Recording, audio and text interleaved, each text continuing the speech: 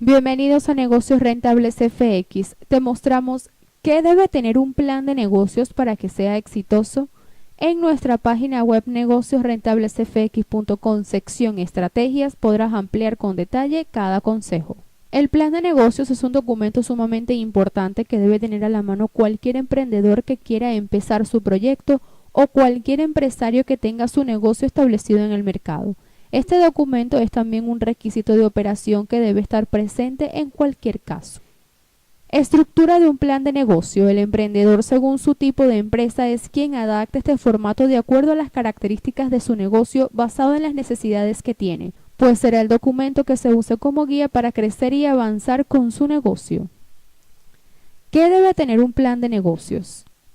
Resumen ejecutivo. Es la parte inicial de un plan de negocios donde básicamente realizamos un resumen del funcionamiento y las bases de nuestro negocio o empresa.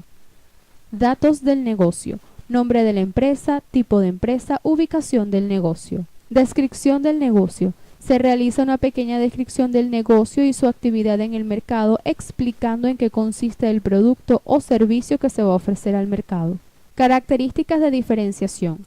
Aquí señalaremos todas las características y aspectos innovadores que destacan a nuestro negocio entre la competencia.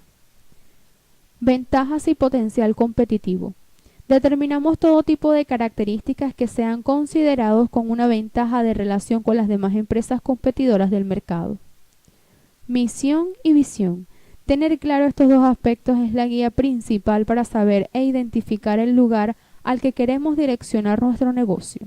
Objetivos. Otra parte fundamental de un plan de negocio son los objetivos. Serán las metas a las que queremos llegar, ya sea a corto, mediano o largo plazo. Capital de inversión. Hace referencia a la inversión monetaria que será necesaria para poder poner el negocio y todas las tareas iniciales que le permitan operar durante la etapa inicial. Impacto ambiental.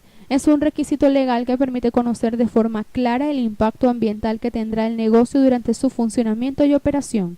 Para ver con detalle qué debe tener un plan de negocio para que sea exitoso, visita negociosrentablesfx.com, sección Estrategias.